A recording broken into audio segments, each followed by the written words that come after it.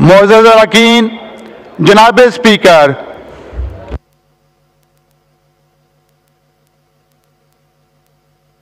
अस्सलामु अलैकुम वरहमतुल्लाहि वबरकातुहू। अऊज़ु बिल्लाहि मिनश शैतानिर रजीम। बिस्मिल्लाहिर रहमानिर रहीम।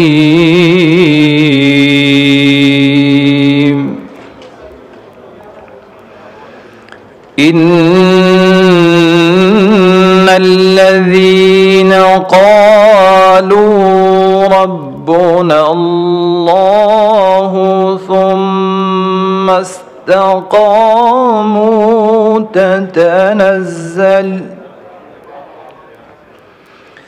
ततनज़्ज़लु अलैहिमुल मलाइकतु अल्ला तख़ाफ़ू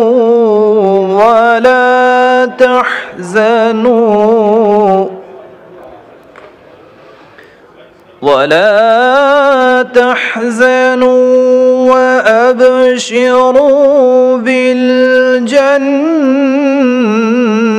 अल्लती कुन्तुम तुअदून।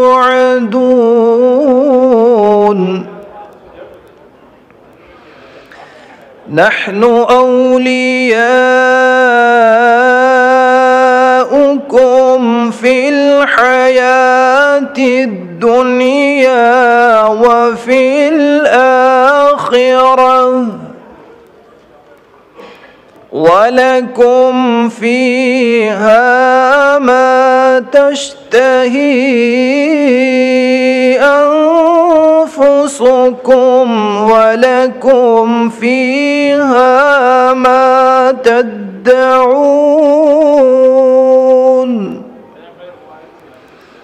नुज़ुलन मिन गफूरिर रहीम। सदक़ल्लाहुल अज़ीम। अल्लाह के नाम से शुरू जो बेहद मेहरबान निहायत रहम फरमाने वाला है। जिन लोगों ने कहा कि अल्लाह हमारा रब है और फिर वो उस पर साबित कदम रहे, यकीनन उन पर फरिश्ते नाजिल होती हैं और उनसे कहते हैं कि न डरो न गम करो और खुश हो जाओ उस जन्नत की बिशारत से जिसका तुमसे वादा किया गया है। हम इस दुनिया की ज़िंदगी में भी तुम्हारे साथी हैं और आखिरत में भी। वहाँ जो कुछ तुम चाहोगे तुम्हें मिलेगा और हर चीज़ जिसकी तुम तमन्ना करोगे वो तुम्हारी होगी। ये है सामान ज़याफ़त उस हस्ती की तरफ से जो गफ़ूर रहीम है। वमा अलैना इल्लल बलागुल मुबीन। हदीस नबवी सल्लल्लाहु अलैहि वसल्लम अन अब्दिल्लाह इब्न अम्र रज़ियल्लाहु अन्हु क़ाल क़ाल रसूलुल्लाह सल्लल्लाहु अलैहि वसल्लम क़द अफ़लह मन अस्लम व रुज़िक़ कफ़ाफ़न व क़न्नअहु अल्लाहु बिमा आताहु औ कमा क़ाल अलैहिस्सलातु वस्सलाम। हज़रत अब्दुल्ला बिन अम्र रज़ियल्लाहु अन्हु से रिवायत है कि रसूल करीम ख़ातमुन नबिय्यीन सल्लल्लाहु तआला अलैहि वसल्लम ने फ़रमाया, कामयाब हुआ वो शख्स जो मुसलमान हुआ और उसको बक़द्र किफ़ायत रिज़्क़ दिया गया और अल्लाह ताला ने क़ाने बना दिया उसको उस चीज़ में जो उसको अता की। व आखिरु दाअवाना अनिल हम्दुलिल्लाहि रब्बिल आलमीन।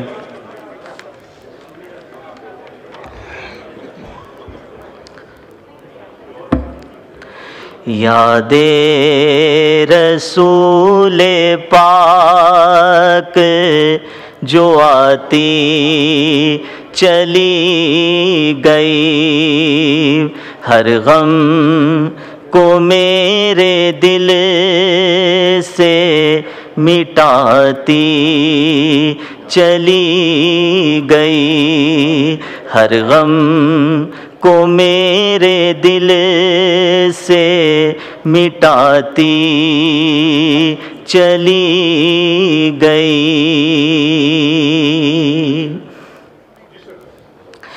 जब भी पड़ी है रोज़े सरकार पर नजर, जब भी पड़ी है रोज़े सरकार पर नजर, जन्नत मेरी निगाह में आती चली गई। जब भी किसी ने चाहा गिराना मुझे रियाज़,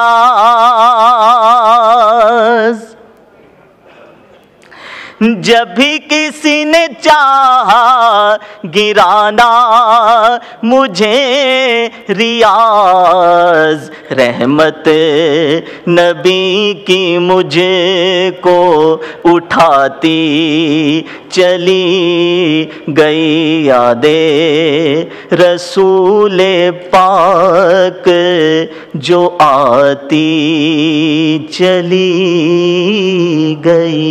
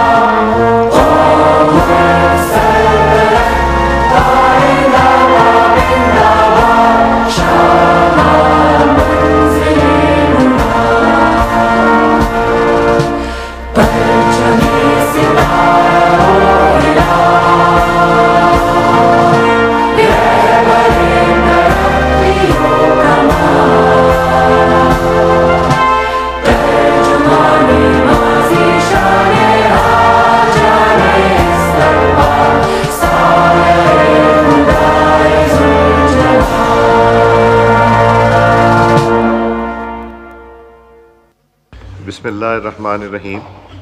Panel of chairpersons, in pursuance of sub-rule 1 of Rule 13 of the Rules of Procedure and Conduct of Business in the National Assembly 2007, the following members in order of precedence are nominated to form a panel of chairpersons for this session of the National Assembly. Bilal Azhar Kiani Sahab, Sayyid Shaila Raza Sahiba, Abdul Qadir Patel Sahab, Sayyid Aminul Haq Sahab, Shaida Begum Sahiba, Riaz Fatiyana Sahab. In absence of the Speaker and Deputy Speaker, National Assembly, the members having precedence among those present at the sitting shall take the chair. मैं फातिहा खानी करवाना चाह रहा हूँ। मोहतरम deputy prime minister इसहाक डार साहब के भाई साहब का इंतकाल हो गया। साबिक स्पीकर कौमी असम्बली इलाई बख्श सोमरो साहब भी अल्लाह ताला को प्यारे हो गए।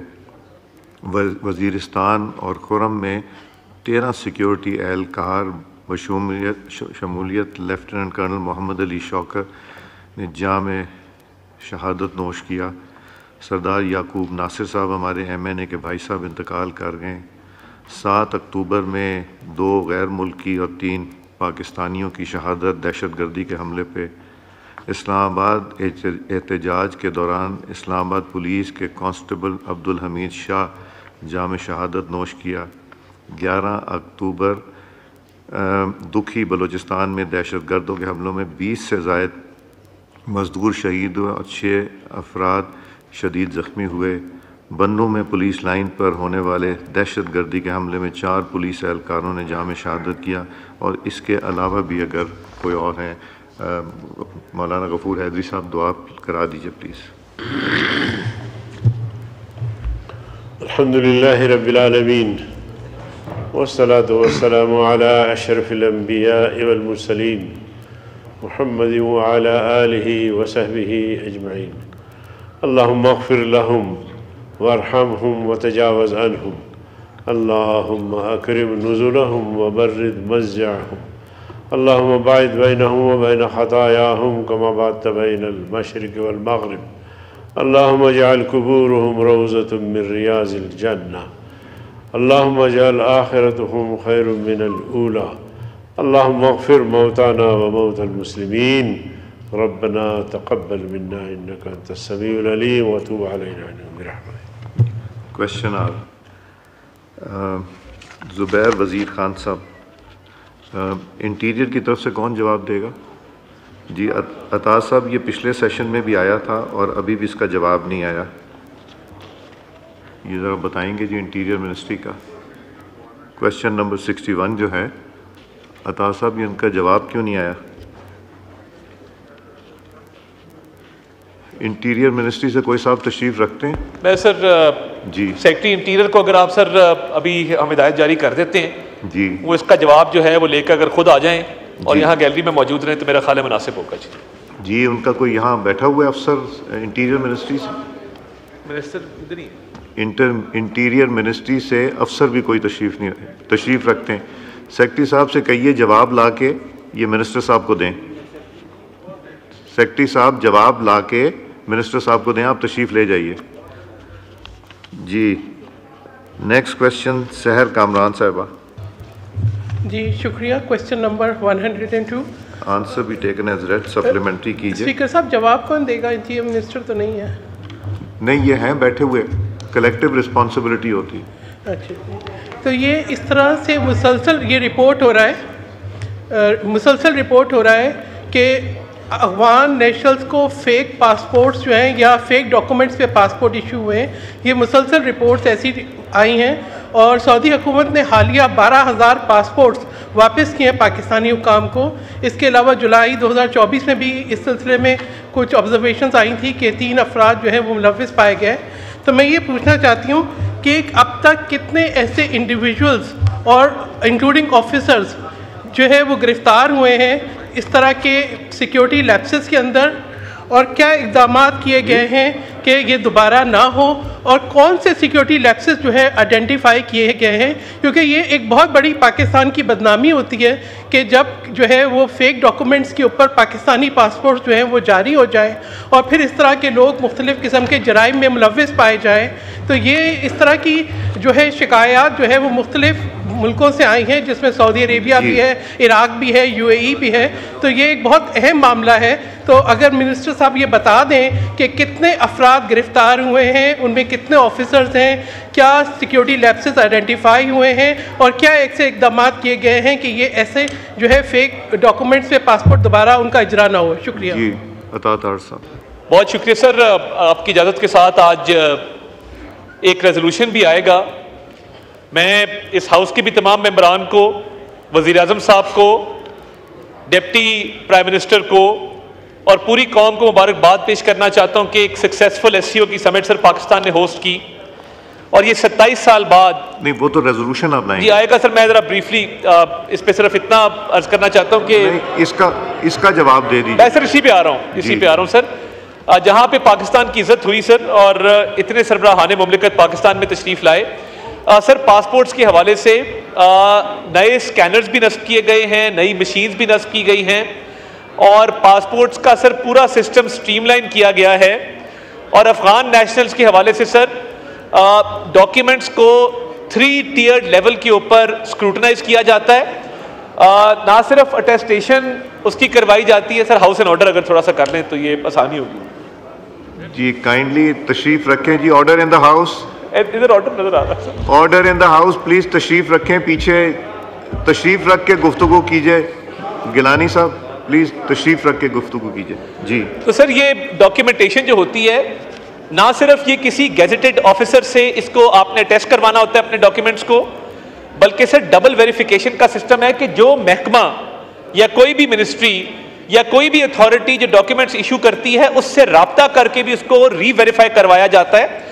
तो अव्वल तो सर अटेस्टेशन का मामला है, दूसरा द इशूइंग अथॉरिटी उससे री-वेरिफिकेशन का मामला है, और तीसरा सर बिफोर ये फाइनल पासपोर्ट की इशुएंस हो उन डॉक्यूमेंट्स को नादरा की डेटाबेस के साथ सर FRC के थ्रू भी, बिकॉज सर अब ये मैनुअल सिस्टम तो है नहीं, क्योंकि ये सर अब एक सिस्टम जो है वो टेक्नोलॉजी पे मूव कर गया है और जो फैमिली रजिस्ट्रेशन सर्टिफिकेट है उसके साथ भी सर उसको कंफर्म किया जाता है। तो ये नहीं हो सकता कि कोई नॉन पाकिस्तानी नेशनल हो और उसका FRC पाकिस्तान से इशू हो जाए। तो ये सिर्फ पासपोर्ट का मामला नहीं है सर, इसको नादरा की डेटाबेस के साथ बाकायदा तौर पे कंपैटिबिलिटी चेक की जाती है, उसके बाद पासपोर्ट इशू किए जाते हैं। और मैं ये समझता हूं सर कि इसमें जो फेक पासपोर्ट्स का इशू है, अभी तक कोई ऐसा केस रिपोर्ट नहीं हुआ कि किसी नॉन पाकिस्तानी को पाकिस्तान का पासपोर्ट इशू किया गया हो और बाहर जाके वो जो है उसका नोटिस लिया गया हो। सरकारी सतह पे ये तमाम सिक्योरिटी मेजर्स इन प्लेस है सर। अगर कोई प्राइवेट सतह पे ऐसे रैकेट्स या रिंग्स एग्जिस्ट करते हैं, उसके लिए FIA का trafficking anti human trafficking cell भी मौजूद है और उसके साथ साथ FIA की प्रॉपर इन्वेस्टिगेशन भी होती हैं। तो पासपोर्ट ऑफिस में वेरिफिकेशन का प्रॉपर सिस्टम मौजूद है सर इसके लिए। जी नूर आलम साहब सप्लीमेंट्री कीजिए। शुक्रिया जनाब स्पीकर। जनाब स्पीकर देखें, अफगान लोगों को तो शनाख्ती कार्ड मिलते हैं और उनको पासपोर्ट भी जारी हो जाते हैं। पाकिस्तानियों को प्रॉब्लम है। हम जो पाकिस्तानी हैं 3-3 महीनों से सर उनको पासपोर्ट नहीं मिलता। अगर उनकी शनाख्ती कार्ड, मैं आपको इंट्रूडर्स जो पाकिस्तान के शनाख्ती कार्ड हमारे फैमिलीज़ में आ जाते हैं, उनको अगर हम हटाने के लिए भी आपके नादरा में चले जाते हैं तो वहाँ पे उनको वो नहीं हटाया जाता। तो इंट्रूडर्स के लिए आपने क्या किया, और आपने जिन लोगों ने वो जाली शनाख्ती कार्ड पहले बनाए हैं उनको आपने, उन ऑफिसर्स को, वो तो ठीक है आपने ब्लॉक तो कर दिया या ब्लॉक नहीं किया, लेकिन क्या उसमें आपने क्या किया कि जिस बंदे ने शनाख्ती कार्ड बनाया है उसके खिलाफ आपने क्या एक्शन लिया है, ये बताएं। और पासपोर्ट सर, क्योंकि पासपोर्ट ऑनरेबल स्पीकर साहब, पाकिस्तानियों को पासपोर्ट बनाने के लिए 6-6 महीने इंतजार करना पड़ रहा है, तो उसका क्या हुआ। और उसमें आप अगर पैसे देते हैं तो लोगों को पासपोर्ट जल्दी बन जाता है, वरना पासपोर्ट नहीं बनता। तो सर इसका जरा प्लीज आप बता दें। जी शुक्रिया। पहले गुजारिश की कि वेरिफिकेशन के स्टेप्स को बढ़ाया गया है सर, और री-वेरीफाई किया जाता है एक एक डॉक्यूमेंट को, और आपको प्रॉपर प्रूफ्स प्रोवाइड करने होते हैं कि आप पाकिस्तानी नेशनल हैं, उसके बाद ये पासपोर्ट और ID कार्ड इशू होते हैं। नादरा का सर जो हमारा सिस्टम है, ये दुनिया के अंदर बहुत बड़े जो टेक्नोलॉजिकल एडवांसमेंट के तहत डेटाबेसेस बनाए गए हैं उनमें से एक सिस्टम है। और बाकी मिनिस्ट्रीज और महकमा जात जो हैं वो भी अपने सिस्टम्स को वेरीफाई करने के लिए नादरा से रुजू करते हैं सर। हमने फेशियल रिकग्निशन करवानी हो, किसी किस्म की भी वेरिफिकेशन रिक्वायर्ड हो, तो नादरा उसमें अपना किरदार अदा करता है। अगर नूर आलम खान साहब और ऑनरेबल मैडम सहर कामरान साहिबा के नोटिस में कुछ स्पेसिफिक केस ऐसा है जिसके अंदर वो समझते हैं कि कोई नाम या ऐसी इतलात इनके पास हैं कि उसके अंदर नॉन पाकिस्तानीज को ये पासपोर्ट और ID कार्ड इशू किए गए हैं, तो ज़रूर हमारे नोटिस में दे दें, उस पर एक एक्शन ले लेते हैं। मगर मेरी जो मालूमात है, अभी हमने ब्रीफिंग भी इस पर ली है, नॉन पाकिस्तानीज को मैं कंप्लीट कर रहा हूँ, नॉन पाकिस्तानीज को किसी किस्म का ना कोई ID कार्ड इशू किया जाता है, ना पासपोर्ट इशू किया जाता है। और इसके लिए सर रूल्स भी मौजूद हैं, लॉ भी मौजूद है। FRC का सिस्टम बनाया इसलिए गया था कि पूरा फैमिली ट्री ट्रेसेबल हो, ऑनलाइन ट्रेसेबल हो। और सर हमें भी जब डॉक्यूमेंट्स लगाने पड़ते हैं तो हम फैमिली रजिस्ट्रेशन सर्टिफिकेट साथ लगाते हैं ताकि आपकी ट्रेसेबिलिटी हो कि आपका फैमिली रजिस्ट्रेशन सर्टिफिकेट नादरा की डेटाबेस में मौजूद है। तो इसके होते हुए सर ये बड़ा मुश्किल काम है जो ये कह रहे हैं। अगर कोई स्पेसिफिक केस है उस पर हम नोटिस ले लेंगे। इसमें अता साहब, मेरा ख्याल है चंद साल पहले कुछ लोग अरेस्ट भी हुए थे नादरा के अंदर के जो लोग थे जो कि इस तरह की एक्टिविटी कर रहे थे, उनको सस्पेंड भी किया था। ये इट वाज प्रोमिनेंट न्यूज़ उस वक्त। तो होपफुली अब ये बेहतरी आ जाएगी सर। इसमें उसके बाद ही सर ये सारे सिस्टम डिप्लॉय किए गए हैं। तो अभी फिलहाल सर कोई ऐसा मामला रिसेंटली रिपोर्ट नहीं हुआ, वो इंक्वायरी हुई थी, वो कंक्लूड हो चुकी है। तो फिलहाल सर री-वेरिफिकेशन का सिस्टम मौजूद है। आपको नूर आलम साहब लिख के एक देंगे, उसमें 400 लोगों को आइडेंटिफाई करके आप लिस्ट मुझे दें, मेरे थ्रू इनको हम लिस्ट देते हैं। जी सैयद रफ़ीउल्लाह साहब supplementary, not present. Syed Rafiullah साहब सप्लीमेंट्री। थैंक यू जनाब स्पीकर। जनाब स्पीकर, मैं वैसे तो रूल ये कहते हैं कि कैबिनेट का कोई भी हो, लेकिन ऐसा ही मेरा दिल चाह रहा है कि मोहसिन नकवी को एक दफ़ा मैं देख लूँ इस हाउस में, इसके लिए कुछ हो सकता है?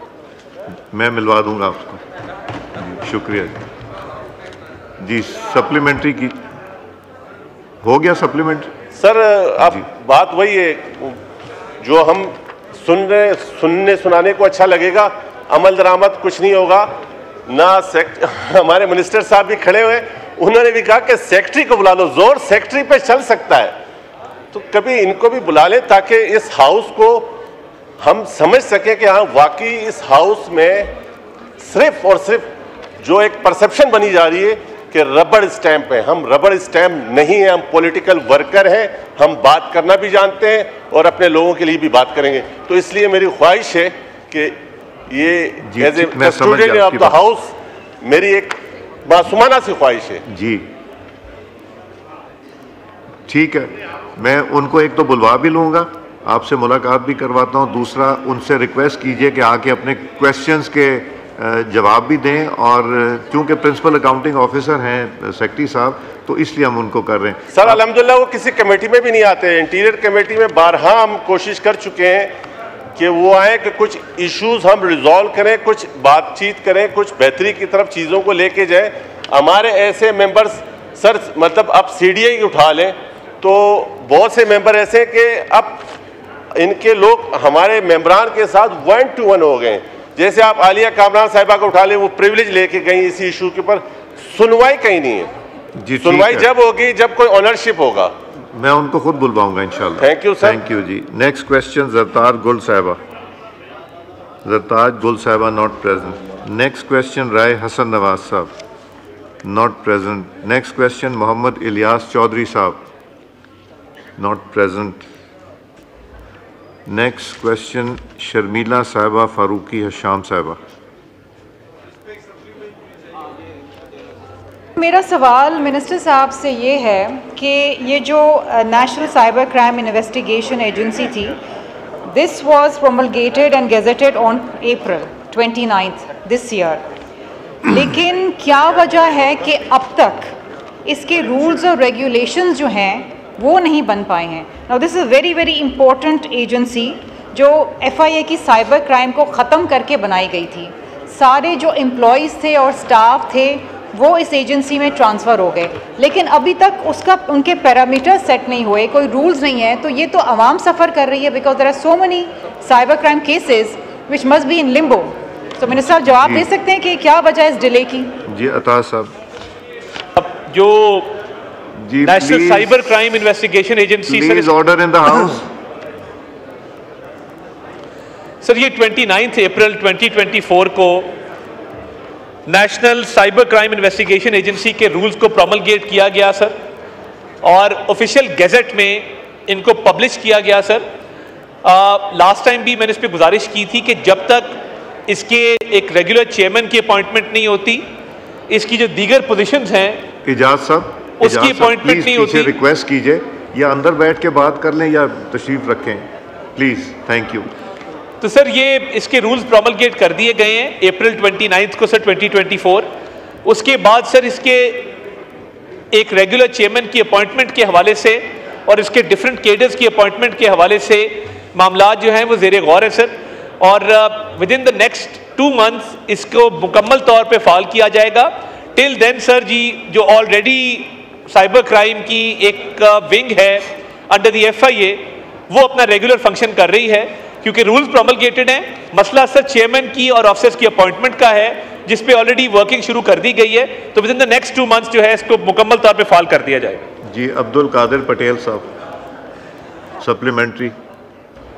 सर शुक्रिया सर मेरा मिनिस्टर साहब से एक सवाल है। जिस तरह इस जवाब में लिखा गया है कि एक रूल्स बने और एक्ट ने काम करना ख़त्म कर दिया। Now act is superior. Act को तो सिर्फ कौमी असम्बली ही ख़त्म कर सकती है, रूल्स अंडर द एक्ट बनते हैं। तो एक रूल्स बनते ही एक्ट कैसे बेकार हो गया, नंबर 1 ये मुझे समझ में नहीं आया। दूसरी बात ये सर कि जो लाहौर में एक वाक़या हुआ इस कौम की बच्ची के साथ, आप एक जानिब लिख रहे हैं कि ये दायरा कार पूरे मुल्क में है, तो उस पर कौन कार्रवाई करेगा? और आखिरी बात कि आखिर साइबर क्राइम की सज़ा क्या है? इतने बड़े वाक़यात जो हुए हैं, तो रूल्स किस तरह एक्ट को ख़त्म कर सकते हैं? दायरा कार अगर पाकिस्तान है तो लाहौर क्यों नहीं गया दायरा कार? और नंबर 3 की सज़ा क्या है इसकी सर? Thank you. जी मिनिस्टर साहब। एग्जिस्टिंग FIA का विंग था जो साइबर क्राइम को डील करता है sir. This comes under the PECA act of 2016। ये prevention of electronic crimes act है जिसके तहत रूल्स बनाए गए थे कि FIA साइबर क्राइम को डील करेगी। तो उस एक्ट के तहत ही ये रूल्स बनाए गए हैं। उसमें ये स्कोप था कि एक साइबर क्राइम इन्वेस्टिगेशन एजेंसी होगी और ये रूल्स ने डिटर्मिन करना था कि वो FIA करेगी या स्पेशलाइज एजेंसी होगी। तो सर उसी एक्ट के तहत एक रूल ने दूसरे रूल को रिप्लेस किया है। एक्ट को सस्पेंड नहीं किया गया, सिर्फ रूल्स के हवाले से नए रूल्स प्रोमलगेट किए गए हैं। दूसरा सर, पंजाब के हवाले से जो बात की गई, उस हवाले से कल चीफ मिनिस्टर साहिबा ने एक भरपूर प्रेस कॉन्फ्रेंस की है और उन्होंने इस चीज़ को एक्सपोज किया है कि ये बाकायदा एक साजिश की गई थी, एक झूठा बयानिया बनाया गया था और एक सियासी जमात ने भरपूर कोशिश की कि स्टूडेंट्स की एक एजिटेशन शुरू की जाए। तो वो तमाम हकायक सर ऑलरेडी हम बयान कर चुके हैं, वो अवाम के सामने रख चुके हैं और उस पर पंजाब का जो अपना कानून है, जो उन्होंने डेफेमेशन एक्ट एक बनाया था, उसके तहत वो कार्रवाई भी कर रहे हैं और जिन लोगों ने ये किया है उनके खिलाफ भरपूर कार्रवाई उस प्रोविंशियल लॉ के तहत की जाएगी। और FIA का क्या रोल है इसमें? Sir FIA already cyber crime को इन्वेस्टिगेट कर रही है। हमें अभी तक इस पर कोई दरखास्त मौसूल नहीं हुई प्रोविंशियल गवर्नमेंट की तरफ से। अगर प्रोविंशियल गवर्नमेंट की तरफ से कोई दरखास्त आती है तो FIA सर भरपूर इसमें अपना किरदार अदा करेगी। जी अब्दुल कादिर साहब, ये मुझे समझ नहीं आ रही इसकी। जी माइक खोलें अब्दुल कादिर साहब। सर इसमें देखिए क्लियर लिखा हुआ है कि 2016 के तहत नामजद तहकीकाती इदारे के हैसियत से उसने काम करना छोड़ दिया रूल्स बनते ही। इसमें तो ये लिखा हुआ है आपने। तो मैं ये कह रहा हूं कि रूल्स बने, एक्ट ने काम करना छोड़ दिया जो आप खुद लिख रहे हैं, उस वजह से ये सारी चीज़ें हो रही हैं। आप एक्ट को एक्ट से रिप्लेस कर सकते हैं, रूल्स से नहीं। मैं सिर्फ इतना कहना चाह रहा हूं, जो कि प्रिंट हो के आया मैं उस पर बात कर रहा हूं सर। जी अता साहब। जी एक्ट ने एक्ट को रिप्लेस नहीं किया सर। एक्ट के तहत ये स्कोप था कि एक साइबर क्राइम की इन्वेस्टिगेशन एजेंसी होगी।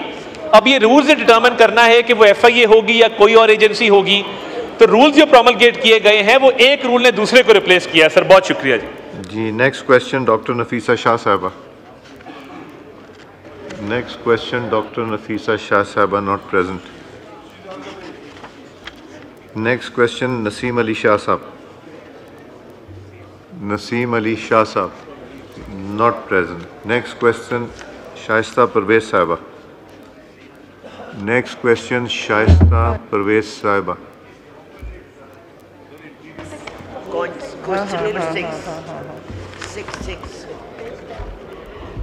थैंक यू स्पीकर साहब। क्वेश्चन नंबर 6 ये है कि whether the minister of interior Mohsin Naqvi और all matters pertaining to Rawal Dam are dealt by Small Dams Organization, Irrigation Department, Punjab.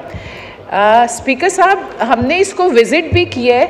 I would like to ask whoever is responsible कि वहाँ पे जितना गंद, जितनी पोल्यूशन, और वो डैम जो है रावल डैम वो सप्लाई करता है इस्लामाबाद को पानी, और वहाँ पे जो कंस्ट्रक्शंस और जो इरेगुलरिटीज़ और इतना कुछ वहाँ पे है कि that needs to be looked into. So I would like के द आंसर कि क्या है, डिपार्टमेंट क्या कर रहा है वहाँ पे। इरिगेशन डिपार्टमेंट भी इन्वॉल्व है, DCO इस्लामाबाद भी इन्वॉल्व हैं, रावल डैम वाले लोग भी वहाँ हैं, but nobody was there on site. सफाई वाले भी वहाँ कोई नहीं थे, और वहाँ पे 125 लोग डिप्यूटेड हैं जिनमें से एक भी वहाँ नहीं था। और वहाँ पे जितना गंद वहाँ पे था that was needs to be looked into. जी अता तारसो। ये सवाल से रिलेट करता है क्योंकि ये गवर्नमेंट ऑफ पंजाब का जो इरिगेशन डिपार्टमेंट है सर, उसके साथ कोऑर्डिनेशन है रावल डैम के हवाले से। मगर फिर भी मैं ये गुजारिश करता चलूँगा कि मिनिस्ट्री ऑफ इंटीरियर के तहत CDA की पूरी तवज्जो है सर। CDA पूरी तनदही से काम कर रही है। और वहाँ पे सर डिफरेंट एक्टिविटीज़ भी करवाई जाती हैं, रोइंग की एक्टिविटी करवाई जाती है, स्पोर्ट्स एक्टिविटीज़ करवाई जाती हैं, और इसकी सफाई का एक स्केड्यूल है सर, जिसके तहत हुकूमत पंजाब के साथ कोऑर्डिनेशन करके CDA बाकायदा वहाँ पे सफाई की एक मुहिम भी रन करता है। उसका स्केड्यूल जो है मैं ऑनरेबल मेंबर साहिबा को गोशगुजार कर दूंगा कि वो क्या स्केड्यूल है जिसके तहत ये जॉइंट सफाई की एक्सरसाइज कंडक्ट की जाती है, और पंजाब वालों से भी इस पे मज़ीद काम करने के लिए हम यहाँ से हिदायत जारी करेंगे।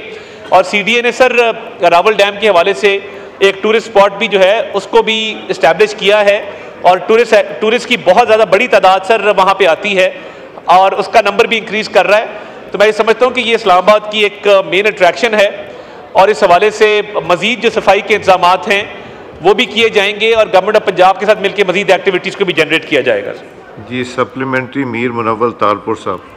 Sir I would like to raise, this is very some confusing, जो ये आपने दो इधर भेजे हुए हैं हमें क्वेश्चन आंसर्स, इसमें सर कोई भी सीक्वेंस नहीं है, लाइक 61 फिर 102 फिर जो आता है सवाल 189 जी, और ये अब आप कहेंगे ये ड्रॉप किए हुए सवाल हैं। ड्रॉप किए हुए सवाल सर, ये दो किताबें बुक्स यहाँ हमारे सामने पड़ी हुई हैं, तो एटलीस्ट उसके ऊपर मेंशन हो कि ये पहले के सेशन के ड्रॉप किए हुए क्वेश्चंस हैं जो कि आंसर नहीं हुए थे।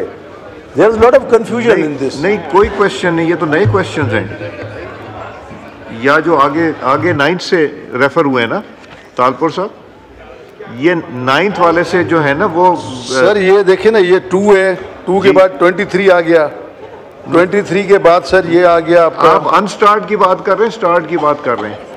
क्वेश्चंस की सर, क्वेश्चन एक पे स्टार्ट लिखा होता है, एक पे अनस्टार्ट होता है।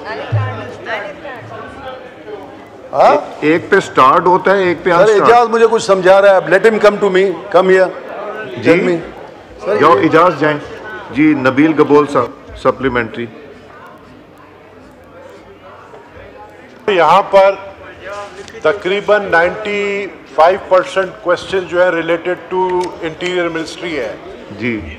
आपने बहुत अच्छी रूलिंग दी, इंटीरियर सेक्रेटरी को आपने बुलाया, और जो मुझे पता चला वो आपके ऑफिस में बैठे हैं। मेरा सवाल ये है, जो कि मैं ये चाहूँगा हमारे अता ताड़र साहब, क्योंकि मैं स्टैंडिंग कमेटी का मेंबर भी हूँ इंटीरियर का, और ये इशू मैं उठाऊँगा स्टैंडिंग कमेटी में कि हमारे मिनिस्टर साहब तो आते नहीं हैं, या तो प्राइम मिनिस्टर साहब को स्टेट मिनिस्टर लगा दें, या पार्लिमानी सेक्रेटरी इंटीरियर का कोई बना दें। अता ताड़र साहब को ही ऊपर सारा बोझ डाला हुआ है। मैं खुद member of this standing committee of interior, मैं 2 दिन तक यहाँ पे यरगमाल था, पार्लियामेंट लॉजेस में बंद था, खाने बंद हो गए थे, यहाँ तक कि लंच और डिनर में अंडों पे गुजारा कर रहा था। ये जो पिछला जो है 2 दिन तक जो है यहाँ पर ये जो एहतजाज हो रहा था, एहतजाज अपनी जगह बहुत छोटा था, एहतजाज में असर नहीं था, एहतजाज करने वाले खुद भाग गए थे, एहतजाज करने वाले खुद ड्रामेबाजी करके इधर उधर निकल गए, लेकिन हमें जो है सील कर दिया पूरे इस्लामाबाद को, हमें बंद कर दिया कंटेनर सिटी बनाकर। इसका जवाब चाहिए कि भाई इतना कमजोर इंटीरियर जो है मिनिस्ट्री को नहीं होना चाहिए कि अपने आप को खुद बंद कर दे। ये तो वही बात हुआ कि शेर बाहर घूम रहा है और अपने को पिंजरे में बंद कर दिया, ये चीज नहीं होना चाहिए। ठीक है जी। जी शाइस्ता साहबा। थैंक यू स्पीकर साहब। ये इंफॉर्मेशन मिनिस्टर साहब इस वक्त गलत इंफॉर्मेशन दे रहे हैं। वह रोइंग और वो सब बंद हो चुकी है। वहाँ पे एक यूनिवर्सिटी बन चुकी है जिसका स्वेज का पानी भी उधर आ रहा है, बनी गाला का पानी भी वहीं आ रहा है गंदा, और वहाँ पे हर किसी और filtration plant is not fully working. ये लोग वहाँ से पानी लेते हैं, अपनी लैब्स में टेस्ट कराते हैं और रिजल्ट बता देते हैं, जबकि देखने में नजर आ रहा है कि पानी का क्या हाल है। सो आई हैव, अभी 2 दिन हुए हम विजिट करके आए, वहाँ कोई रोइंग कोई रिक्रिएशन नहीं है, दैट हैज बीन क्लोज्ड। लेकिन उसके बावजूद वहाँ पे सीवरेज का तमाम गंद, तमाम पानी, वो जो वहाँ पे गवाले हैं, भैंसे, उनका पानी भी। अब इनसे पूछते हैं। जी बताएं अता साहब। सर मेरे पास वीडियो एविडेंस मौजूद है सर। मैं 3 दिन पहले SCO का सिक्योरिटी सॉर्टी एक हो रही थी हेलीकॉप्टर पे सर, मैंने खुद वहाँ पे रोइंग विटनेस की है। मैं तमाम तर डिटेल्स ऑनरेबल मेंबर साहिबा को, क्योंकि उन्होंने मुझे कॉन्ट्रडिक्ट किया है, मैं रिस्पेक्टफुली इनको सबमिट करूंगा, सीनियर मेंबर हैं। ये रोइंग एक्टिविटीज़ हर रोज़ हो रही हैं sir. Rawal lake is being fully utilise, हमारी रोइंग टीम वहां पे बाकायदा तौर पे ये रोइंग एक्टिविटीज में हिस्सा ले रही है। अगर मैंने खुद विटनेस ना किया होता, लिखा हुआ जवाब मेरे पास नहीं है क्योंकि मैंने खुद विटनेस किया था, इसलिए मैंने बेहतर समझा कि मैं हाउस के अंदर इसका जवाब दे दूं। Rowing activities are going on, अगर चाहेंगी तो हम इनको रोइंग भी करा देंगे वहां। वो 2 हफ्ते पहले की बात कर रही हैं आप, आज करके आ जाइए, फिर कल बताइएगा आके हमें। आप 2 हफ्ते पहले गई हैं ना, ये पिछले हफ्ते की बात कर रहे हैं जी। नेक्स्ट क्वेश्चन जुबैर खान वजीर साहब। जुबैर खान वजीर साहब नॉट प्रेजेंट। सैयद रफ़ीउल्लाह साहब। थैंक यू जनाब speaker. Question number 8 answer be taken as read supplementary. मैं स्पीकर साहब एक तो आपका बेहद मशकूर हूँ कि इस इशू पे आपने मुझे सपोर्ट की हमेशा, जब भी मिनिमम वेज के हवाले से कोई भी बात हो। जनाब मैंने तमाम वजारतों को मिनिमम वेज के हवाले से ये क्वेश्चन डाला कि जी मिनिमम वेज के हवाले से आप ये पाबंद करें कि तमाम कम से कम उजरत जो है वो जनाब स्पीकर 40,000 में भी 2 बच्चे 1 मियाँ बीबी अपने घर पे रहते हो, आप इनका बजट नहीं बना सकते एक महीने का। लेकिन चूंकि अब जैसे है जिस हाल में है उस हाल में जो अनाउंस किया फाइनेंस मिनिस्टर ने यहाँ पर, और हम सब खुश हुए, हमने बड़ा यहाँ पर डाइस बजाए। लेकिन जनाब स्पीकर होता ये है कि जिस मर्जी वजारत के पास आप चले, जिस मर्जी महकमे में चले जाएं, उनके पास सिंपल सा एक जवाब है कि जी हम बोर्ड को भेजेंगे। अच्छा जनाब, जब बोर्ड में इन अफसर शाही का कोई इशू हो, एक छोटा सा एग्जांपल मैं आपके सामने रखता हूं सर। अर्दली अलाउंस जो ग्रेड 20 से ऊपर के अफसरान को मिलते हैं, उसमें उन्होंने एक फैसला किया है यूनिवर्सिटी के बगैर किसी बोर्ड की, जब जैसी वो बढ़ेगा अर्दली का अलाउंस, तो आपको बोर्ड की परमिशन की जरूरत नहीं है। लेकिन यहाँ चूंकि गरीब आदमी की बात है, यहाँ जो है 22 करोड़ 24 करोड़ 25 करोड़ तो मैं नहीं कहूँगा, उन लोगों की बात है, तो ये बहाने उल्ले से करके बोर्ड के बहाने लेते हैं। सर आज 6-7 महीने हो गए, उन जिन गरीबों को हक नहीं मिल रहा, तो हमारा क्या फायदा फिर इस हाउस में बैठने का कि अगर हम उन गरीबों को भी उनका हक नहीं दिलवा सकते। और बारहा मैं अगेन आपका शुक्रिया अदा करता हूँ, आपने फाइनेंस कमेटी में ये इशू भेजा भी है। लेकिन सर ये देखें, ये मिनिस्ट्री खुद कह रही है कि जी ऐसा ही हमने बोर्ड में भेजा है। मतलब आपके बोर्ड के इंतजार में और आपके बोर्ड के मेंबरान की अय्याशी हो सकती है, लेकिन मिनिमम वेज 37 के लिए खुदारा एक रूल जारी करें कि ये बोर्ड की इस चीज़ के लिए बोर्ड की अप्रूवल नहीं चाहिए। जब गवर्नमेंट ने कह दिया कैटेगोरिकली प्राइवेट हर इदारा ये पाबंद है कि गरीब आदमी को मिनिमम वेज मिलना चाहिए, तो फिर बोर्ड की क्या जरूरत है? जी किरण डार साहबा, आप सब पार्लियामेंट्री सेक्रेटरी जवाब दीजिए। मगर रफ़ीउल्लाह साहब, ये इनको मिलेगा इंशाल्लाह, और ये मिलेगा 1 जुलाई से लेके मिलेगा, एरियर्स भी इंशाल्लाह मिलेंगे। इनसे हम जवाब भी ले लेते हैं, अगर ना हुआ I will take it up with you. जी किरण साहबा। बिस्मिल्लाहिर्रहमानिर्रहीम। थैंक यू स्पीकर साहब, और थैंक यू मेरे कोलीग जिन्होंने इस पॉइंट के ऊपर किया। जहां बोर्ड की बात है, बिल्कुल आप ठीक कह रहे हैं, लेकिन बोर्ड भी बाउंड है। जो पीएसबी जो आईपीसी के अंदर जो बोर्ड आता है वो बाउंड है कि जो हुकूमत ने जो वेजेस डिसाइड किए हैं 37,000 वो दें। अभी जो फाइनेंस की तरफ से हमें लेटर आया वो 25 अक्टूबर को आया, और मैं अपने आईपीसी की बात करूं तो 2 अक्टूबर को इस पे इम्प्लीमेंट हो गया। और आपने मुझे कहा था सैलरी स्लिप के बारे में, मैं पिछले साल की ज़रूर 32,000 वाली सैलरी स्लिप इस वक्त लेकर आई हूं, लेकिन क्योंकि अभी वो सैलरी जनरेट नहीं हुई क्योंकि 2 अक्टूबर को था, और उसके लिए 1 महीना आपको इंतज़ार करना पड़ेगा। जहां तक आपकी बोर्ड की बात है पीएसबी की, तो पीएसबी में कोई भी मेंबर कोई भी एम्प्लॉय जो है वो 37,000 रुपीज़ से कम नहीं था। इसीलिए जो जवाब आया है, एक तो मैं उस जवाब को भी कहूँगी कि कोई मेंबर था ही नहीं, कोई एम्प्लॉय जो है वो था ही नहीं 37,000 से नीचे कि जिस पे ये जो फेडरल गवर्नमेंट ने जो अनाउंस किया था वो इम्प्लीमेंट होता। Thank you. ये बजट में हो गया था अनाउंस, तो ये तो इम्प्लीमेंट होना चाहिए। सप्लीमेंट्री तायरा साहबा। थैंक यू स्पीकर साहब, मैंने तो अता तारर साहब के क्वेश्चन पे बटन दबाया था, थैंक यू। लेकिन मुझे बड़ी खुशी है इन्हें, चूँकि शंघाई कॉन्फ्रेंस ख़त्म हुई है अभी अभी, इन्हें हर तरफ खूबसूरती और फूल नज़र आ रहे हैं। मैं जब वहाँ गई तो प्लास्टिक ही प्लास्टिक था, कचरा ही कचरा था। हमारे साथ हमारी चेयरपर्सन थी मुनज़्ज़ा हसन साहिबा, हम पूरी कमेटी थी, लेकिन इनकी आंखों में हमारी आंखों में मनाजर का फ़र्क है। हम चूँकि शंघाई कॉन्फ्रेंस दूर से देख रहे थे, ये पास से देख रहे थे, इतना सा फ़र्क था, वरना था वहाँ वो कुछ नहीं जो ये बयान फरमा रहे हैं। Thank you. और आपने तो ऐनक भी पहनी हुई है करीब से देखने के लिए। जी रफ़ीउल्लाह साहब। सर बहुत शुक्रिया। सर मैं सिर्फ इतनी जिसारत कर रहा हूँ, आपने कहा कि जिस दिन से ये ऐलान हुआ है उन तमाम लोगों को 37 के हिसाब से पैसे मिलेंगे इंशाल्लाह। 1 जुलाई, जो चूँकि यहाँ आपको याद है बजट के दौरान ये चीज़ डिस्कस हुई थी, तो फाइनेंस एक्ट में ये है, ये 1 जुलाई से इंशाल्लाह मिलेगी 37,000। जितनी लेट मिलेगी एरियर्स मिलेंगे। थैंक यू सर, बहुत शुक्रिया, बहुत शुक्रिया। जी आप किरण साहबा, तहरा साहबा का जवाब देंगी? जी अच्छा, सैयद मुस्तफ़ा कमाल साहब, नेक्स्ट क्वेश्चन। सर जी मैं ये पूछना चाहता हूँ मिस्टर आपसे, ये जो हमारे यहाँ क्वेश्चन नंबर, जी question number 9, answer be taken as read. अब सप्लीमेंट्री कीजिए। सर मैंने पूछा था कि ममालिक बताएं, फील्ड्स बताएं और क्राइटेरिया बताएं कि जो हमारे यहाँ ऑफ़र्स हैं दुनिया भर से एम्प्लॉयमेंट्स की, तो उसमें किन किन जगहों से और क्या क्या क्या क्या क्राइटेरिया।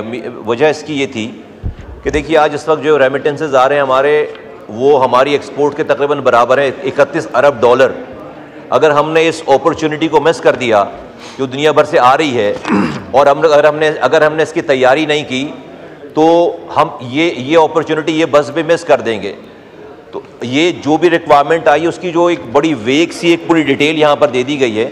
तो मैं ये चाहता हूँ कि इसके ऊपर कोई मिस्टर साहब अगर बताना चाहें कि क्या हमने कोई प्लान, कोई स्ट्रेटजिक प्लान बना रखा है कि जिस तरह के रिक्वायरमेंट है उसके वोकेशनल सेंटर्स बना रहे हो यहाँ पे, उस तरह के मजदूर भेज रहे हो बाहर, और कहाँ से किस किस शोबे में। फ़र्ज़ करें कि हमारे पास जो है वो नर्सेस की डिमांड है दुनिया भर में 20 लाख नर्सेस की, तो हमने क्या, मैं एक मिसाल दे रहा हूँ कि हमने क्या तैयारी की है कि हम दुनिया के रिक्वायरमेंट को पूरा कर सकें। जी चौधरी सालिक साहब। बिस्मिल्लाहिर्रहमानिर्रहीम जी, तकरीबन जी 166 ममालिक से जो है वो डिमांड्स आई हुई हैं जी, और क्योंकि ऑनरेबल मेंबर ने फोकस किया ऑन नर्सेज, तो मैं आपको बताना चाहूँगा जी कि पाकिस्तान में एक एग्ज़ाम होता है NCLEX, जो UK, US, ऑस्ट्रेलिया और चंद ममालिक में रिक्वायर्ड है नर्सेज के लिए। वो पाकिस्तान में एग्ज़ाम होता ही नहीं था। तो आपको ये खुशी होगी जान के कि इंशाल्लाह पहली दफ़ा दिसंबर में वो एग्ज़ाम यहाँ पे हो रहा है, और तकरीबन 100 नर्सेज जो हैं वो अपेयर हो रहे हैं जी उसमें, मेल एंड फीमेल। तो ये सहूलत यहाँ पे दी जा रही है। और जो वोकेशनल ट्रेनिंग इंस्टीट्यूट्स और ये जो NAVTEC है जी, ये मिनिस्ट्री ऑफ एजुकेशन के अंडर आता है। हमारी उनके साथ बहुत क्लोज़ कोऑर्डिनेशन चल रही है, और जो डिमांड्स आ रही हैं वो हम उनके सामने रख के उसी तरह की रिक्वायरमेंट पूरी करने के लिए जी मास्टर ट्रेनर्स भी हमने बुलाए हैं जी, और इसको अपग्रेड कर रहे हैं, क्योंकि हमारी ख्वाहिश ये है कि स्किल और सेमी स्किल्ड लेबर जो है वो बाहर जाए, बजाय इसके कि सिर्फ लेबर, क्योंकि दुनिया की भी डिमांड चेंज हो रही है। हर मुल्क की अब जो डिमांड है वो सेमी स्किल्ड या स्किल्ड लेबर की है। तो उसके ऊपर पूरा उतरने के लिए जी अगले आप देखेंगे 6 महीने में बहुत सारे ऐसे इंस्टीट्यूशंस हैं जो अपने आप को अपग्रेड कर रहे हैं, और हम उनको फुली सपोर्ट कर रहे हैं मिनिस्ट्री ऑफ एजुकेशन के, क्योंकि ये अंडर आता है। तो हमने प्राइम मिनिस्टर साहब ने एक कमेटी बनाई है जिसमें दोनों मिनिस्ट्रीज़ इकट्ठे मिलकर काम कर रही हैं, ताकि हम अपनी स्किल डेवलपमेंट को इंटरनेशनल मेयार के मुताबिक लाया जा सके। जो आपके पास डिमांड आती है उसमें स्किल्ड और अनस्किल्ड का रेशो क्या होता है? स्किल्ड ज़्यादा आती है डिमांड? नहीं जी, अनस्किल्ड की। जी अनस्किल्ड ज़्यादा है, और ज़्यादा क्योंकि मिडल ईस्ट से आ रही है। अब हम खुद उनको अप्रोच करके ये कह रहे हैं कि जी हमें आप स्किल्ड और सेमी स्किल्ड की कैटेगरीज़ में भी कंसिडर करें। जी मुस्तफ़ा कमाल साहब, आई थिंक ये आधा क्वेश्चन आपका उन्होंने जवाब दिया, बाकी वाला पोर्शन जो है वो रिपीट कर दीजिए ज़रा मुस्तफ़ा। मेरी गुजारिश में साहब से ये है कि मैंने तो नर्सेस की एक मिसाल दी है। मेरा पॉइंट ऑफ व्यू ये है, नुक्ता नज़र, कि देखिए हमारी यूनिवर्सिटीज़, हमारी एजुकेशन सेंटर्स जो हैं वो बेरोज़गार नौजवानों को प्रोड्यूस करने की इंडस्ट्रीज़ बन चुकी हैं। हम डिग्रियां लेकर फिर रहे हैं हमारे लोग। मेरी इंटेंशन ये इनसे गुजारिश ये है कि जो दुनिया की रिक्वायरमेंट है हम अपने बच्चों को वो तालीम दें जिसकी वजह से उनको जॉब्स हासिल हो सकें। तो इनकी मिनिस्ट्री का और एजुकेशन का, पाकिस्तान के सूबाई एजुकेशन जो डिपार्टमेंट्स हैं और यूनिवर्सिटीज़ जो फेडरल गवर्नमेंट है, उसका एक कोऑर्डिनेशन होना चाहिए। डेस्क आप अपने एजुकेशन सेंटर्स पे आप एम्प्लॉयमेंट डेस्क बनाएं, उसकी तैयारी करें। ये मेरी इंटेंशन है कि 5 लाख अगर फर्ज करें रिक्वायरमेंट आई हुई, इन्होंने जवाब दिए 5,06,000 लोग जो है वो चाह रहे हैं, दुनिया चाह रही है। अब उसकी हमारे पास कोई प्लानिंग नहीं है, जिसने अप्लाई कर दिया और कोई अवेयरनेस भी नहीं है। तो मेरी गुजारिश मिनिस्टर साहब से ये है, ऑनरेबल मिनिस्टर साहब से, कि इसकी एक स्ट्रेटजिक प्लान बनाया जाए इसका। और मैं वो जानना चाह रहा था जो कि नहीं है, इस वक्त नहीं है। तो हमारी एजुकेशन और दुनिया की एम्प्लॉयमेंट के दरमियान का ये जो गैप है, इसको ब्रिज होना चाहिए। This is what I mean. जी सालिक साहब, सजेशन ज़्यादा है उनका। जी बिल्कुल जी, मैं चाहूँगा ऑनरेबल मेंबर के साथ अलहदा भी बैठ के डिटेल में डिस्कशन करें, क्योंकि जो 3 सवालात थे उसमें ये वाला इन पर्टिकुलर क्वेश्चन नहीं था कि हम इक़दामात ऐसे क्या कर रहे हैं। तो उसके लिए मैं चाहूँगा कि अगर हम अलहदा भी बैठ जाएँ, मैं इंशाल्लाह ताला इनसे अभी मिल भी लेता हूँ और इनको डिटेल में एक्सप्लेन भी कर देंगे कौन से स्टेप्स लिए जा रहे हैं। ठीक है जी। मौलाना गफूर हैदरी साहब, सप्लीमेंट्री। जनाब स्पीकर, मुस्तफ़ा कमाल साहब ने जो सवाल उठाया है उसको आगे लेकर चलने की कोशिश करूँगा कि बैरूनी दुनिया जो हम अपने लोग भेजते हैं या वहाँ से डिमांड आता है, तो उसमें तरीक़ेकार क्या है? क्या मुलाजिमीन जो बाहर भेजते हैं या लोग बाहर भेजते हैं तो सूबों से लेते हैं, कोटा वाइज है, या फिर जहाँ से जी चाहे लोग लेते हैं और उनको भेजते हैं? तो इस हवाले से मैं अर्ज़ करना चाहूँगा कि बलूचिस्तान के हवाले से जो एक पसमानदा तरीन सूबा है, वहाँ से कितने लोग अब तक भेजे गए हैं, और उसकी अगर कोई रिपोर्ट या तफसील है तो मिनिस्टर साहब हमें बता दें, बड़ी मेहरबानी होगी। जी चौधरी सालिक साहब। जी इस वक्त एग्जैक्ट डिटेल बलूचिस्तान की नहीं है जी, लेकिन ऑनरेबल मेंबर सही कह रहे हैं कि सबसे कम जो तादाद है वो बलूचिस्तान से ही जाती है लोगों की। और इसका तरीकाकार बड़ा सिंपल है जी। ओवरसीज़ एम्प्लॉयमेंट प्रमोटर्स हैं, जैसी क्राइटेरिया बेसिक ही है कि जो डिमांड होती है उसको वेरीफाई किया जाता है जी। वेरीफाई करने के बाद परमिशन दी जाती है और एडवर्टाइज़ किया जाता है जो जॉब्स हैं। उसके बाद जी सिलेक्शन प्रोसेस है एक OEP का अपना। मिनिस्ट्री जो है वो मेक श्योर करती है कि जो डिमांड आई हुई है OEP उसके मुताबिक जो है वो लोगों को तैयार कर भी रहा है या नहीं कर रहा। और फाइनली जी फिर उनका रजिस्ट्रेशन होती है जी, एक फॉरेन सर्विस एग्रीमेंट होता है और ये एक प्रोसेस है जी जो ऑलरेडी लेड डाउन है। लेकिन इसमें जो प्राइवेट सेक्टर है जी वही डिमांड भी लेके आता है और मिनिस्ट्री जो है उसको रेगुलेट करती है। बलूचिस्तान का कोई तजवीज़ दीजिएगा कि वहाँ के जो नौजवान हैं उनको किस तरह अकोमोडेट किया गया? जी ठीक है। ख्वाजा इज़ारुल हसन साहब, सप्लीमेंट्री।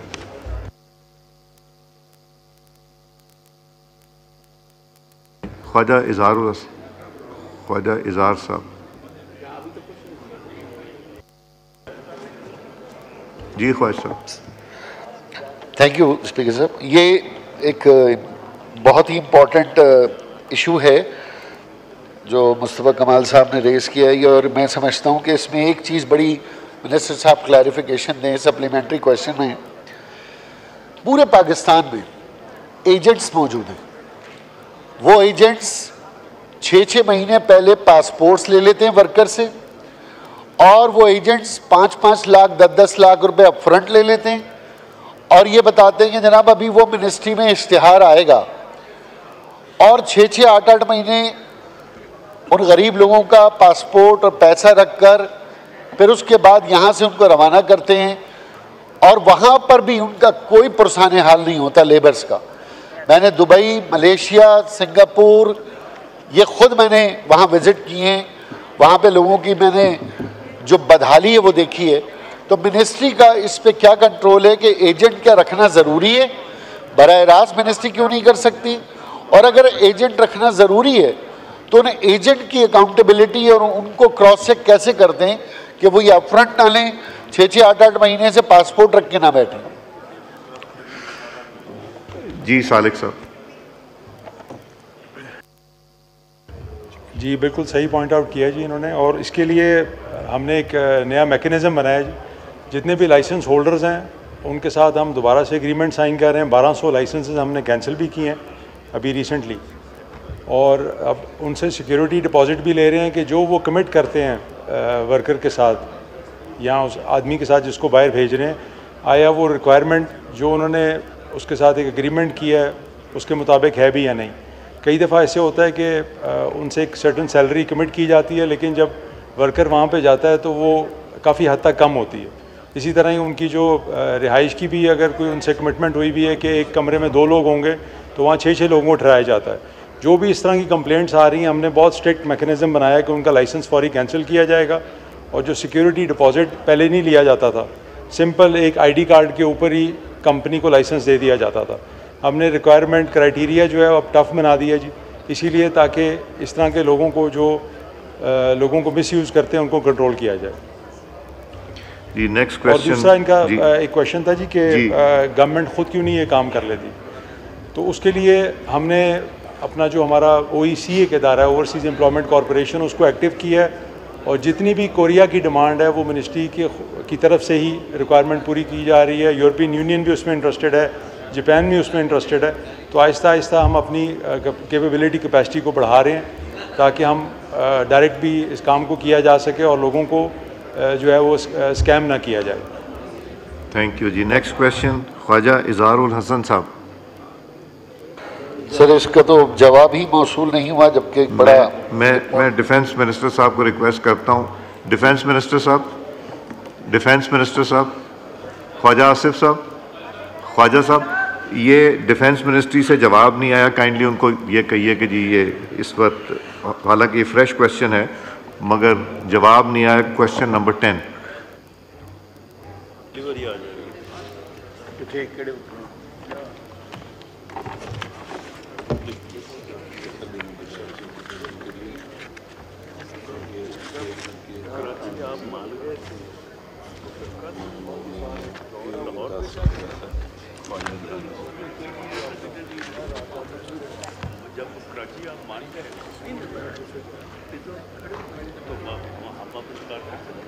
ये डिफेंस का रिप्रेजेंटेटिव बैठे। जनाब स्पीकर बहुत शुक्रिया। मैं उनको क्वेश्चन रेज करने दूं या अभी इसको डेफर कर दें फिर आप? नहीं, मैं इसका टेलीफोन के ऊपर पता करके कल आपको जवाब दे दूंगा। ठीक है, तो नेक्स्ट रोटा डे पे हम डेफर कर दें। आई एम सॉरी कि आज जवाब मौसूल नहीं हुआ, मैं उसका रीज़न भी पता कर लूँगा, वो भी एक्सप्लेन कर दूंगा, और कल इसका टेलीफोन में पता करके कल इसके हम नेक्स्ट रोटा डे के लिए कर लेते हैं जी। Thank you. Next Shahida Rahmani साहबा। शाहिदा रहमानी साहबा। शुक्रिया, बहुत शुक्रिया स्पीकर साहब। Question number 11। आंसर भी टेकन एज रेड, सप्लीमेंट्री कीजिए। स्पीकर साहब, वज़ीर दाखिला साहब के काफ़ी सवालात हैं और बड़ा इंपॉर्टेंट हैं ये ह्यूमन ट्रैफिकिंग के हवाले से, स्पेशली वीमेंस एंड गर्ल्स के। खुद मिनिस्ट्रीज़ जो है इसको एडमिट कर रही है कि सबसे ज़्यादा जो है वो ट्रैफिकिंग ख़वातीन की और बच्चियों की हो रही है। और इसके साथ ये भी कि मैं समझती हूँ कि जिस तरह सूबों के अंदर पाकिस्तान का एक सूबा है, सूबा सिंध, जहाँ 18th ईयर की शादी के लिए कंपलसरी है, लेकिन दूसरे सूबों में और कैपिटल टेरिटरी में ये कानून ना होने की वजह से पहले सूबा सिंध से लेकर दूसरे सूबों में लाया जाता है, उसके बाद उन्हें जो है दूसरे कंट्री जो है वो स्मगल किया जाता है। तो सर क्यों नहीं हम इस कानून को जो है तमाम सूबों में और ख़ास तौर पे इस्लामाबाद टेरिटरी के अंदर भी इसको नाफिज करें ताकि इस तरह के अवामिल जो हैं उससे बचा जा सके। हमारे पास बहुत सारे केसेस हैं जिसमें दुआ ज़हरा का केस इसी नौयत का था कि उसे पहले सिंध से ला के पंजाब में शादी की गई, शादी करने के बाद उसे स्मगल करने की कोशिश की गई। तो ये सारी चीज़ें जब मिनिस्ट्री एडमिट कर रही तो हम इस तरह की कानून साजी पर क्यों नहीं तवज्जो दे रहे हैं? साहब। बहुत शुक्रिया sir. As far as human trafficking is concern sir, human trafficking में ना सिर्फ मर्द हज़रात बल्कि ख़वातीन और बच्चे सर इक्वली इफेक्ट होते हैं, और इसके अंदर सर उनको एक्सप्लॉइट भी किया जाता है और उनसे बॉन्डेड लेबर भी कराई जाती है। तो जो 2017 के फिगर्स हैं उस हवाले से तो रिपोर्ट अवेलेबल नहीं थी, मगर 2023-24 की जो फिगर्स हैं उसके मुताबिक सर 70% जो है इसमें ख़वातीन का रेशियो था, जो विच इज़ ऑलमोस्ट 24,000 सर। तो ये 2023-24 के फिगर्स के अंदर ये रेशियो आया है और इसकी मुख्तलिफ वजूहात हैं जो ऑनरेबल मेंबर साहिबा को हम गोशगुजार भी कर रहे हैं सर। उसके साथ साथ जो TIP की रिपोर्ट है सर, टोटल जो विक्टिम्स हैं वो 34,000 थे। इस हवाले से अगर कानून साजी में मजीद इसको मौसर बनाने के लिए कोई तजावीज़ ऑनरेबल शाहिदा रहमानी साहिबा की तरफ से आती हैं वो ज़रूर सबमिट करें। कानून ऑलरेडी मौजूद है, अवेयरनेस कैंपेन्स भी चलाई जा रही हैं और इस हवाले से सर FIA भी मुकम्मल तौर पे फ़ाल है। मगर अगर कानून में मजीद बेहतरी लाने के लिए, मॉनिटरिंग सिस्टम्स को बेहतर करने के लिए कोई तजावीज़ हैं तो वो मिनिस्ट्री तक पहुँचा दी जाएंगी और उस पर अमल दरामद करा दिया जाएगा। सप्लीमेंट्री ज़ारा वदूद फातमी साहब। बहुत शुक्रिया स्पीकर साहब। मिनिस्टर साहब से मेरा सवाल है कि वो कहते हैं कि इसकी अवेयरनेस भी दी जा रही है, मुझे तब तक कहीं भी नज़र नहीं आती है कौन सी अवेयरनेस किधर हो रही है और कब हो रही है। दूसरी चीज़ है कि जहाँ तक ह्यूमन ट्रैफिकिंग का सवाल है, ह्यूमन ट्रैफिकिंग सिर्फ मुल्क से बाहर ही नहीं होती है, मुल्क के अंदर भी होती है। अगर आप देखें तो एक प्रोविंस से दूसरे प्रोविंस से ये उठाकर ले जाते हैं और हर सड़क और हर गली में आपको नज़र आते हैं ये औरतें जो भीख मांगती हैं। हर औरत के गोद में एक बच्चा भी होता है। आखिर ये इसके ऊपर हमारी गवर्नमेंट क्यों नहीं कोई काम करती है? इसके ऊपर करना चाहिए क्योंकि कोई सा माफिया ज़रूर इसके पीछे है और उसको ख़त्म करना गवर्नमेंट की जिम्मेदारी है।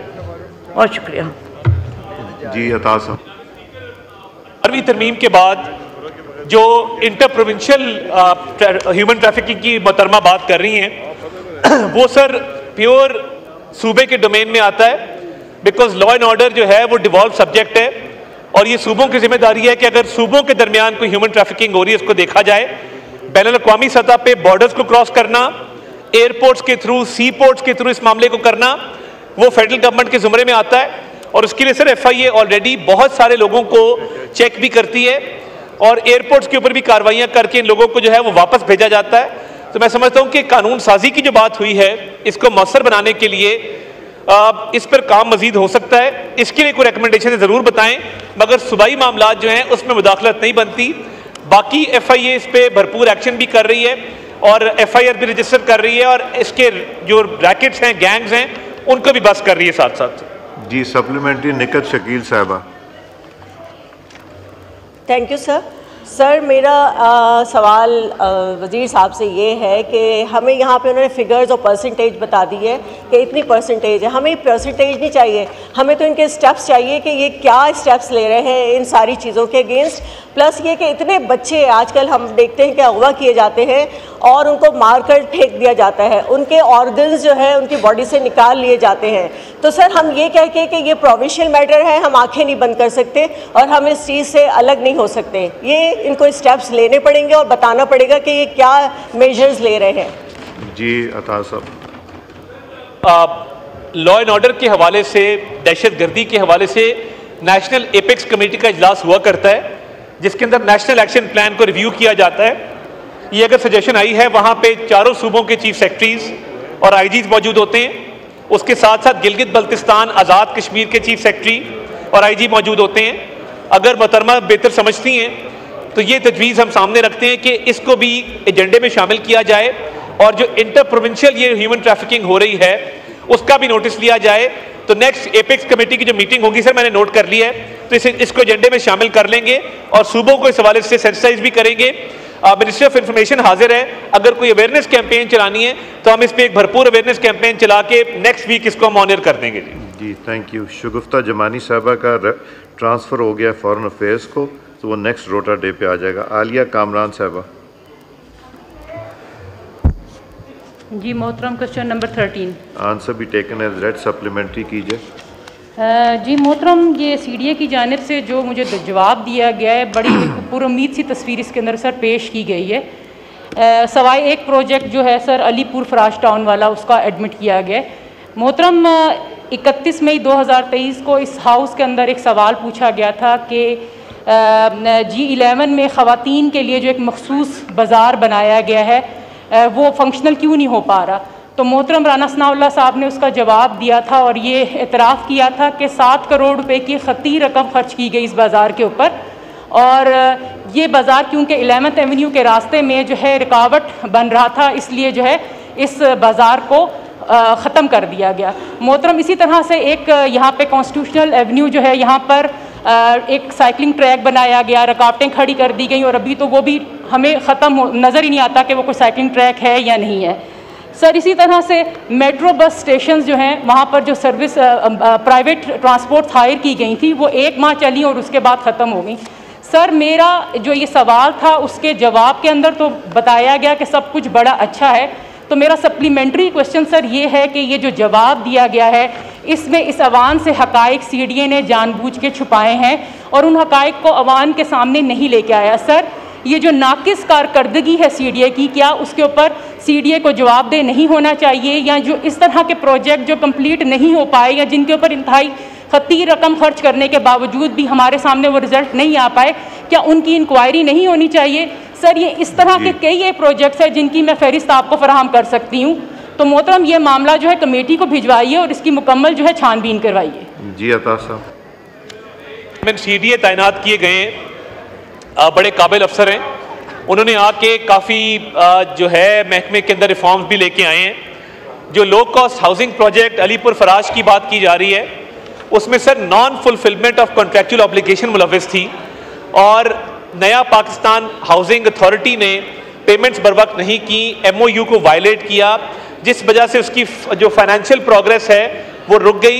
ये प्रोजेक्ट सर 66% कंप्लीट है और बाकी अभी रुका हुआ है ड्यू टू फाइनेंशियल कंस्ट्रेंट्स और जो कॉन्ट्रेक्चुअल ऑब्लिगेशन फुलफिल नहीं किया गया। इसके अलावा सर जो प्रोजेक्ट चल रहे हैं, ये नई रोड है, मारगला रोड की एक्सटेंशन है टुवर्ड्स बरी इमाम सर, ये अगले 2 महीने में कंप्लीट होगी, इस पर तेज़ी से काम जारी है। इसके अलावा सर एक मिनिस्टर इंटीरियर ने कंसीव किया है सरीना से एक अंडरपास जो जाएगा जिना कन्वेंशन सेंटर, जो ओरिजिनल प्लान में इंक्लूडेड था फंक्शंस के लिए और हमारे फॉरेन गेस्ट के लिए। इसके अलावा यू टर्न्स का, फ्लाईओवर्स का और अंडरपासेस का एक मुकम्मल तौर पे प्लान बनाया जा रहा है। उसकी बहुत जल्द जो है वो मिनिस्टर इंटीरियर ग्राउंड ब्रेकिंग भी करवाएंगे। तो CDA को सर एक बिल्कुल नए अज़म के साथ चलाया जा रहा है। अभी जो SEO के इंतजाम किए गए सर, पूरा जिना कन्वेंशन सेंटर रिफर्बिश किया गया है in a major span of 2 month sir, और वो जो मंजर पेश किया गया है वो भी काम CDA ने किया ना सर। जहां हम CDA पे तनकीद करते हैं, हमारा ये भी फर्ज बनता है कि अगर CDA ने कोई अच्छा काम किया उसको हम सराहें भी, उसको अप्रिशिएट भी करें। तो ये इस प्रोजेक्ट की डिटेल थी सर। बाकी अली रंधावा साहब बड़ा अच्छा काम कर रहे हैं और उम्मीद है कि आने वाले दिनों में जो अनफिनिश्ड प्रोजेक्ट के हवाले से बात की गई है इसकी लायबिलिटीज क्लियर होंगी ताकि ये प्रोजेक्ट आगे बढ़ सके। अता साहब इसमें एक देखें नुकसान तो हो गया ना, 66% पे रुक गया। रुकने के बाद जो नई उसमें एस्केलेशन आएगी वो कौन जिम्मेदार होगा? सर अब कॉस्ट एस्केलेशन बहुत आ गई इस प्रोजेक्ट में और इसके लिए सर कोई कमेटी अगर बना दी जाए, मैं मिनिस्ट्री ऑफ इंटीरियर को कहूँगा एक कमेटी बना दें। इसको हम भेज देते हैं इंटीरियर की कमेटी को ताकि 66 खर्च हो गया। अब अगर वो प्रोजेक्ट कंप्लीट नहीं होता तो वो सारा जाया हो गया। ये अगर कंप्लीट होगा तो कॉस्ट बहुत ज्यादा, तो किसी के ऊपर तो जिम्मेदारी पड़नी चाहिए। सर ये कमेटी को रेफर कर दे, मेरा ख्याल इसका हल निकल आएगा सर। जी कमेटी को रेफर कर देते। मेरीन रजाक भुट्टो साहिबा। मेरीन रजाक भुट्टो साहिबा। Thank you mister speaker. Question number 14। Answer भी टेकन एज रेड सप्लीमेंट्री। बहुत शुक्रिया स्पीकर साहब। सर मेरा सवाल जो है वो DE12 के हवाले से है सर। ये सेक्टर CDA ने सर कोई 30 साल पहले इंट्रोड्यूस करवाया था और सर अभी पता चला है कि 30 साल के बाद अलॉटीज़ के ऊपर 101 गज के ऊपर 9,000 की पेनल्टी लगा दी गई है। सर वहाँ पे किसी किस्म की कोई डेवलपमेंट नहीं है और मुझे सवाल के जवाब में बताया गया है कि लिटिगेशन का मामला था, लेकिन सर उन लोगों अल्लाहु अकबर अल्लाहु अकबर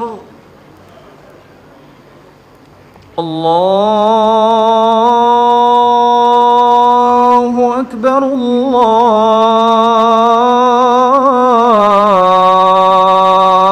अल्लाहु अकबर अशहदु अल्ला इलाहा इल्लल्लाह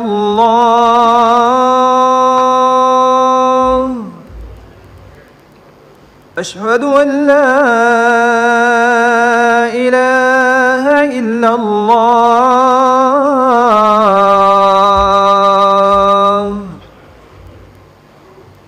أشهد أن محمدا رسول الله أشهد أن محمدا رسول الله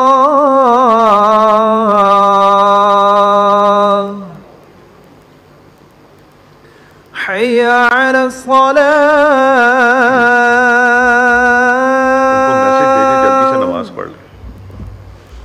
حي على الصلاة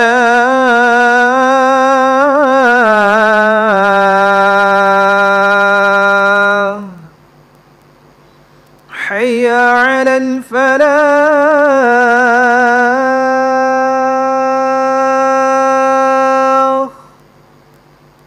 حي على الفلاح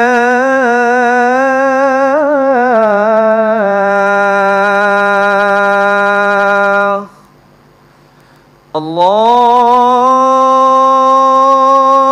أكبر الله أكبر لا إله إلا الله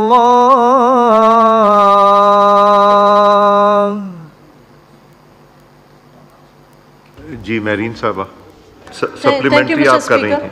सर मेरा सर ये गुजारिश थी कि अगर 30 साल के बाद इन अलॉटीज़ पे ये अनजस्टिफिकेशन जो एक इम्पोज़ की गई है सीडीए बोर्ड की तरफ से, सर मुझे क्या मिनिस्टर साहब बताएंगे कि इसकी क्या जस्टिफिकेशन है। और सर जिन्होंने 30 साल पहले ये पेमेंट्स जमा कराई हैं और उस टाइम सर डॉलर की कीमत क्या थी और क्या आज उसकी वर्थ है। अगर सर इस सवाल में बताया गया कि इस प्लॉट की वैल्यू बढ़ेगी, जिन लोगों ने घर बनाने के लिए सर अगर ये प्लॉट लिया है तो सर आज कॉस्ट ऑफ कंस्ट्रक्शन भी बढ़ चुकी है। सर आपने बड़ी अच्छी बात बोली कि ये रिस्पॉन्सिबिलिटी फ़िक्स होनी चाहिए डिलेज़ की। तो सर आपने जो पहला सवाल रेफ़र किया, सर अगर ये सवाल भी आप इसकी डिटेल डेलिब्रेशन के लिए इसको कमेटी को रेफ़र कर दें, it will be helpful for the people जिन्होंने ये सर अलॉटमेंट्स करवाई हैं। क्योंकि मुझे पता है कि अता साहब के पास इसका जवाब नहीं होगा क्योंकि ये CDA इनके अंडर नहीं आती, दो ये जवाब देते हैं। काश ये आप CDA आप मिनिस्ट्री इंफॉर्मेशन के अंडर कर दें और इंटीरियर से निकालें ताकि मिनिस्टर साहब की एटलीस्ट प्रेजेंस तो हो। इन्होंने आज अंडर ले ली अपने थैंक यू सर CDA और इंटीरियर को। जी अता साहब, इंस्टॉलमेंट्स की सहूलत दी गई है कि ये पेमेंट इंस्टॉलमेंट्स में हो सकती है। दूसरा सर सिर्फ ये सेक्टर नहीं है, यहाँ पे डेवलपमेंट चार्जेस जो हैं वो लागू किए गए हैं। सर C14 में, C15 में, C16 में भी ये काम किया गया है। दूसरा सर ये प्लॉट्स की वैल्यू पहले ही बढ़ गई है बहुत, ओरिजिनल अलॉटमेंट से लेके आज तक। और जब डेवलपमेंट मिलेगी तो बढ़ेगी ना सर जब डेवलपमेंट होगी तो मजीद सर इसकी प्राइस ऊपर जाएगी बिकॉज वो एरिया डेवलप हो जाएगा। और सर इसकी जब बोर्ड से अप्रूवल ली गई तो इन तमाम फैक्टर्स को देखा गया, मगर ये अदी की बात बिल्कुल ठीक है कि जब आप ये डेवलपमेंट चार्जेस लगाते हैं तो जो अलॉटीज़ हैं उनकी पे करने की कैपेसिटी को भी देखना होता है। तो इसमें सर एक अगर CDA को ये हम हिदायत जारी कर देते हैं कि इसके ऊपर एक ग्रीवेंस रिड्रेसल कमेटी बना दें विद इन CDA। अगर कोई लोग माली मुश्किलात का शिकार हैं और वही सकत नहीं रखते कि वो ये डेवलपमेंट चार्जेस पे कर सके इंस्टॉलमेंट्स में भी, कम अज़ कम उनकी फाइनेंशियल पोजीशन को एसरटेन करने के लिए और उनको मजीद इंस्टॉलमेंट्स में करने के लिए CDA कमेटी बना दे। सर ये मैं फौरी तौर पे चेयरमैन CDA को हिदायत जारी कर देता हूँ जी, और इस ज़िमन में ऑनरेबल मेंबर को भी जो है हम आगाह रखेंगे सर। जी इनको भी बुला के बता दें और सिर्फ इस सेक्टर का नहीं, सारे सेक्टर्स का एक दफ़ा रिव्यू करा लें सर।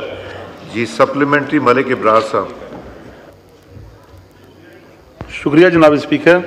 अभी जो मिनिस्टर साहब ने कहा है कि CDA ने बहुत अच्छे काम किए हैं, इन दिनों में काफ़ी बेहतरी है, वो बात बिल्कुल मानने वाली है। लेकिन जो ये सवाल है इसमें सर जो मुतासरीन इस्लामाबाद से सेक्टर लिया जाता है, फिर उनके साथ साथ ये ज़्यादती होती है कि उन्हें एक तो उनकी सारी जगह आबाओ अजदाद की जगह ले लेते हैं, फिर उसके बाद उन्हें डेवलपमेंट चार्जेस के लिए मैं मिनिस्टर साहब से ये गुजारिश करूँगा कि कम अज़ कम जो मुतासरीन इस्लामाबाद हैं उनका जो डेवलपमेंट चार्जेस हैं वो ऑफ कर दिया जाए, क्योंकि उन बेचारों के घर कब्रिस्तान, सब चीज़ें ले ली जाती हैं।